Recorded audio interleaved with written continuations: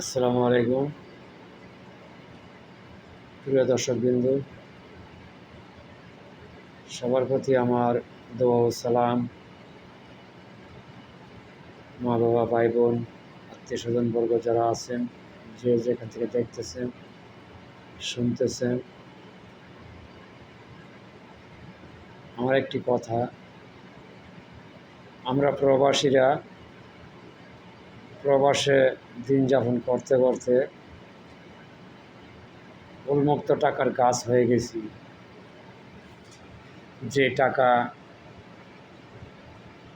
রুজি করে দেশে না দিলে দেশে মা বাবা, ভাই বোন, আত্মীয় স্বজন, ছেলে মেয়ে, স্ত্রী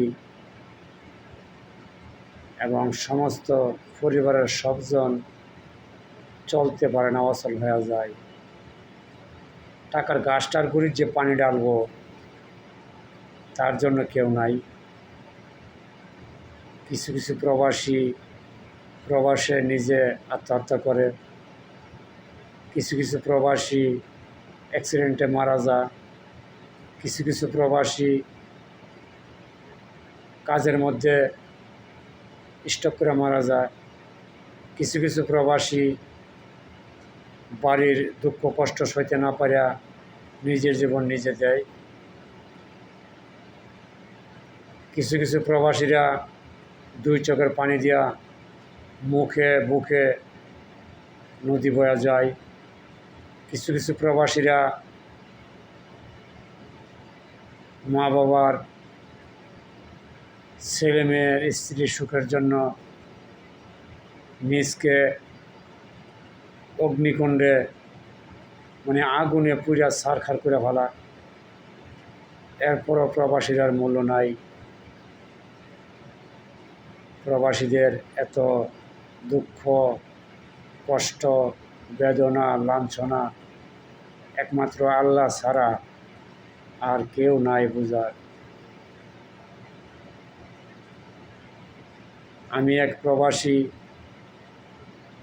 1999 সনে আসছি সৌদি আরবে। এক মালিকের সাথে কাজ করলাম 10 বছর 3 মাস।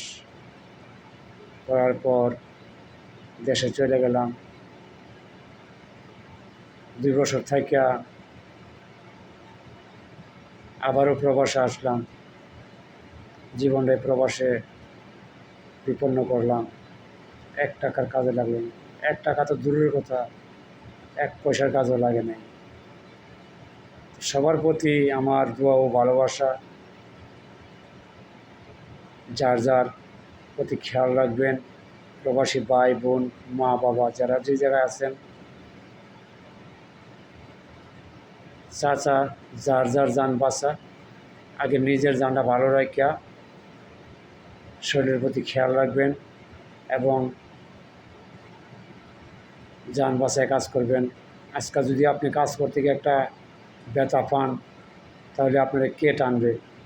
আপনার জানটাকে আপনি বাঁচায় কাজ করবেন এবং যে যতটুকু বেতন পান যার যার বাড়িতে পোস্ট করবেন এবং সবার সাথে মিশা কাজ করবেন। এবার আমি বিদায় নিচ্ছি। আসসালামু আলাইকুম রহমতুল্লাহি ওয়া বারাকাতুহু।